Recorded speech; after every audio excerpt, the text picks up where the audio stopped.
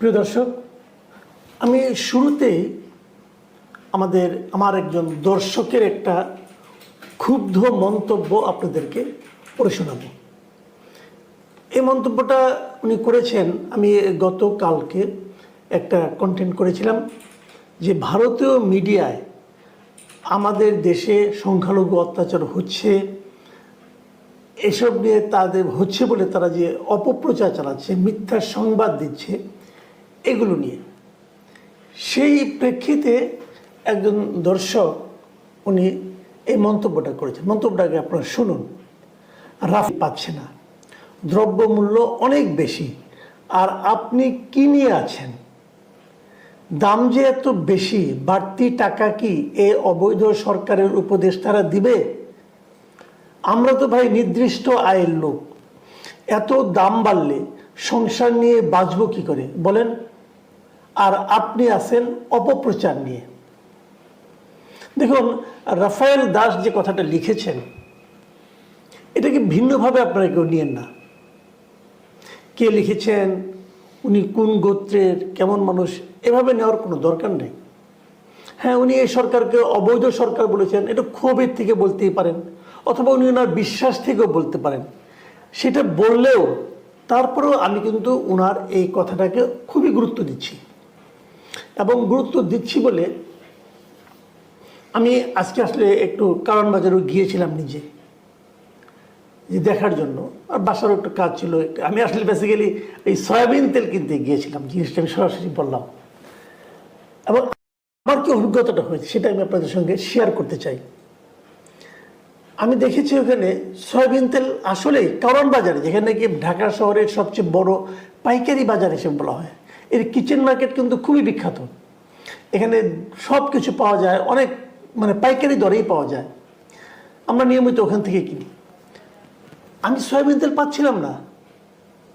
আমি একাধিক দোকানে গিয়েছি, অনেকে আমাকে চেনে, যে কোনো কারণে হোক, হয়তো চেনে, বিভিন্ন মিডিয়ায় দেখে বলে হয়তো চেনে, আমার সঙ্গে ভালো ব্যবহার করছি। কিন্তু যে আমি তাকে বলছি সয়াবিন তেল আছে, উনি কিন্তু আমাকে দিচ্ছেন না। তারপরে একজন লোক আমাকে বললেন, ভাই আপনাকে কেউ সয়াবিন তেল দিবে না। আমি কিন্তু কারণটা কি? আছে সবার কাছেই, কম কম আছে, এবং যেটা আছে সেটার দাম বেশি। আপনাকে বেশি দামে তারা আপনার কাছে চাইতে পারবেন না, এই জন্য আপনাকে দেবে না, আপনি পাবেন না। তারপর আমি অবশ্য কিনলাম, আমাকে একজন দেখাই দিল, ওই দোকানে যান, ওই দোকানে খেলে তেলই বিক্রি করে। তবে ওইখান থেকে আমি দোতলা থেকে সয়াবিন তেল কিনলাম, এবং বলা বাহুল্য আমি বেশি দামে কিনেছি। নর্মালি যে দামে কিনি তার চেয়ে অনেক বেশি দামে কিনেছি। কেন বেশি দাম তারা নিয়েছে? তাদের বক্তব্য হলো, আমরা তো বেশি দামে পেয়েছি, আমাদেরও তো কিনতে হয়েছে বেশি দামে। আমরা ওই দামের চেয়ে ম্যাক্সিমাম, আমি 5 লিটারের একটা বোতল কিনেছি, আমরা ম্যাক্সিমাম 5 লিটারে আমি 10 টাকার মতো প্রফিট করি। এই যে আমার অভিজ্ঞতাটা, এই অভিজ্ঞতা কিন্তু এই রাফায়েল দাসের যে অভিযোগ তার সঙ্গে মিলে যাচ্ছে। এবং আমি কাঁচা বাজারে একটু ঢু মেরেছিলাম, আসলে হচ্ছেটা কি? প্রত্যেকটা জিনিসের দাম ভাবাই যায় না। আপনি চিন্তাই করতে পারবেন না, এই দামে 80 টাকা দামে আলুর কেজি 80 টাকা, আপনি সর্বশেষ কবে কিনেছেন আপনি জানেন না ভাই। এখন আলুর দাম বেশি কেন, এটা নিয়ে কখনো ভেবেছেন আপনারা? কেন বেশি বলেন তো? আলু তো বরাবর যা উৎপাদন হয় এবার তাই হয়। আলু পচেও যায় না, কারণ আলু বেশিরভাগই হিমাগারে রাখা হয়, হিমাগার থেকে আলু নিয়ে এসে বিক্রি করবে, প্রতিবার তাই করে, একই পদ্ধতি। তাহলে এবার আলুর দাম বেশি হবে কেন? মূল কারণটা হচ্ছে এবার আলুর চাহিদা বেশি। কেন চাহিদা বেশি? চাহিদা বেশি এই কারণে মানুষ অন্য অন্য জিনিস খেতে পাচ্ছে না, মানুষ অন্য অন্য শাকসবজি কিনতে পারেনি দামের কারণে। সবাই সবজি হিসেবে বলেন, খাদ্য হিসেবে বলেন, আলুটাই বেশি কিনেছে, যে কারণে আলুর চাহিদা বেশি। এটাই নিয়ম। আপনি যখন একটা অনটনের মধ্যে পড়ে যাবেন, ক্রাইসিসের মধ্যে পড়ে যাবেন, তখন কিন্তু একটার সঙ্গে কিন্তু আরেকটা ইন্টার রিলেটেড। একদিকে দাম বাড়াবেন, অন্যদিকে চাহিদা বেড়ে যাবে, মানুষ অন্যটা দিয়ে পোষাতে চাইবে। যে প্রতিদিন হয়তো সবজি বিভিন্ন রকম নানা রকম সবজি কিন্তু, টমেটো কিন্তু, অথবা বেগুন কিন্তু, অথবা অন্য কোনো সবজি কিন্তু, যেটা দেশে মাছের তরকারি রান্না করতো, এখন তারা সব জায়গায় আলু লাগাই দিছে, কারণ ওইটা তারা কিনতে পারছে না। আলুর চাহিদা বেড়ে গেছে, আলুর সাপ্লাই কমে গেছে, সাপ্লাই যা ছিল তাই তো। এরপর আলু আমদানি করার কথা বলা হচ্ছে, সরকার শুল্ক তুলে দিয়েছে, তারপরেও কমেনি। এটাও স্বাভাবিক, কারণ এমন সরকার এই জিনিসটা ক্রাইসিসটা এমন একটা সময় হয়েছে যে নতুন আলু আর কয়েকদিন পরে উঠতে শুরু করবে, কাজে এখন তো আমদানি করে ধরা খাবে না। বিষয়গুলো কিন্তু সিম্পল। কেন ঘটছে এগুলো, কেন ঘটতে দেওয়া হচ্ছে? আরেকটা ঘটনা বলি আমি। আমার গলিতে যে দোকানটা, গলিতে একটা দোকান আর কি, ছোট একটা দোকান, ওখানে তাব্বাট মুদির দোকান সবই পাওয়া যায়। ওই দোকানের যিনি মালিক তিনি আমাকে বলছিলেন, ভাই ক্রাইসিসটা কোন পর্যায়ে, কেমন?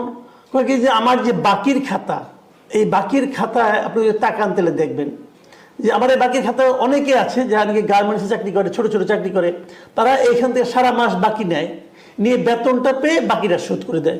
এখন এই বাকির খাতা এখন মানে মাসের শুরুর দিকে আজকে 6-7 তারিখ হয়ে গেছে, এটা কিন্তু ভরা, কেউ শোধ করতে পারছে না, কারণ তারা বেতন পাচ্ছে না, বেতন পিছিয়ে যাচ্ছে, ইনকামের সঙ্গে ব্যয় মিলানো যাচ্ছে না। সাধারণ মানুষদের এই অবস্থা। তো এসব দেখে আমি আসলে একটু ভাবার চেষ্টা করলাম আসলে হচ্ছেটা কি। তো আমি আজকে সকালে আমার এই পেজে আমি একটা জরিপের আয়োজন করেছিলাম। সেই জরিপে আমার প্রশ্ন ছিল যে দেখুন, আমরা তো আমাদের বাণিজ্য মন্ত্রী, আগের বাণিজ্য মন্ত্রী পারছিলেন না সালেউদ্দিন সাহেব, নতুন একজন বাণিজ্য মন্ত্রী নিয়োগ করা হলো, শেখ বশিরউদ্দিন, এবং উনি নাকি খুবই স্মার্ট লোক, খুবই লেখাপড়ার লোক এবং ব্যবসায়ী, খুব ভালো বুঝেন, এরকম অনেক কথা শুনলাম ওনার সম্পর্কে। আমার অনেক পরিচিত লোকজনই বললেন, একবার ওনার সঙ্গে দেখা করে কে মুগ্ধ হয়ে গেছেন সেটাও আমাকে বললেন, সবই শুনলাম। এত স্মার্ট ব্যক্তি, ওনার নিয়োগ কিন্তু হয়েছে 1 মাসের উপরে, প্রায় 1 মাস, 1 মাসের মাত্র কয়েকদিন বাকি আছে। এই 1 মাস ধরে ওনার নিয়োগ দেওয়া হয়েছে। এই নিয়োগের পর কি কোনো চেঞ্জ হয়েছে? 1 মাসে কি কোনো উন্নতি হয়েছে? কিচ্ছু হয়নি। যেমন আমি এইটা নিয়েই আজকে একটা জরিপ করেছিলাম। আমার জরিপের প্রশ্ন ছিল যে দ্রব্যমূল্য নিয়ে প্রবল সমালোচনার মুখে প্রায় 1 মাস আগে বাণিজ্য মন্ত্রণালয়ে নতুন উপদেষ্টা নিয়োগ করা হয়েছে। এই 1 মাসে পরিস্থিতির কোনো উন্নতি হয়েছে বলে কি আপনি মনে করেন? আমি এটা দিয়েছি 11 ঘন্টা আগে, এবং এই 11 ঘন্টায় এখানে 25,000 ভোট পড়েছে, এবং এই 25,000 ভোটের মধ্যে মাত্র 5% লোক বলেছে, 5% লোক বলেছে অনেক উন্নতি হয়েছে আগের তুলনায়, 12% লোক বলেছে মোটামুটি উন্নতি হয়েছে, 19% লোক বলেছে কোনো উন্নতি হয়নি, আর 64% লোক বলেছে পরিস্থিতি আগের চেয়েও খারাপ হয়েছে। তাহলে এত হাই ভোল্টেজ বাণিজ্য মন্ত্রী দিয়ে আমি করবোটা কি? আপনি এত বড় শিল্প প্রতিষ্ঠানের মালিক, বাণিজ্য মন্ত্রীর দায়িত্ব আপনি নিতে গেলেন কেন, যেটা আপনি পারবেন না? দায়িত্ব নেওয়ার সময় আপনার হুঁশ ছিল না যে এটা আপনার কাজ না? সাধারণ মানুষের দুঃখ বোঝেন আপনি? বোঝা আপনার পক্ষে সম্ভব? পারেন নাই, মিজারেবলি ফিল করেছেন আপনি। আমি মনে করি এই লোকের যদি আত্মসম্মান থেকে থাকে ওনার পদত্যাগ করা উচিত, যে আমি পারছি না।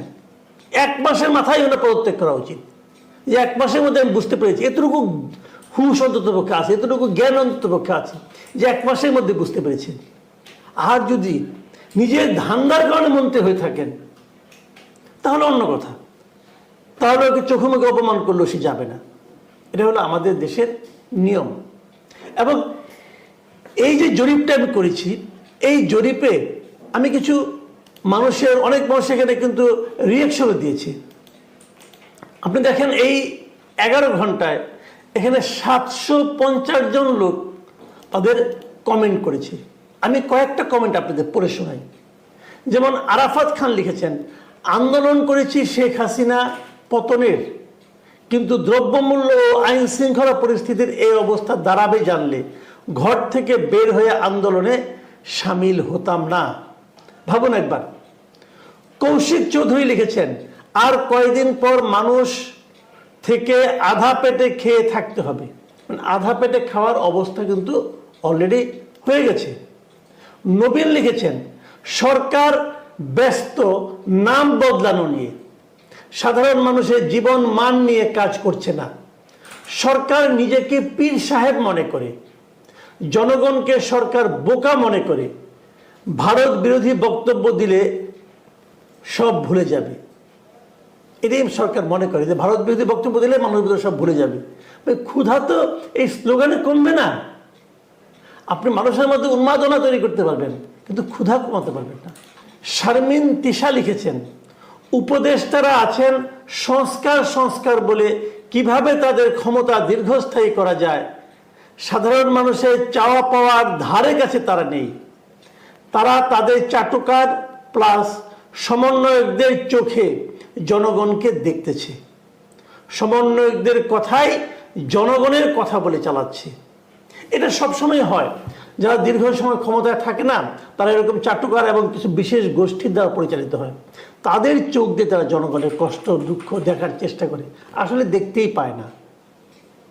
আমি জানি না এই ধরনের মানুষের যে অভিমতগুলো, এই অভিমতগুলো আমাদের এই সরকার বিবেচনায় নেবে কিনা।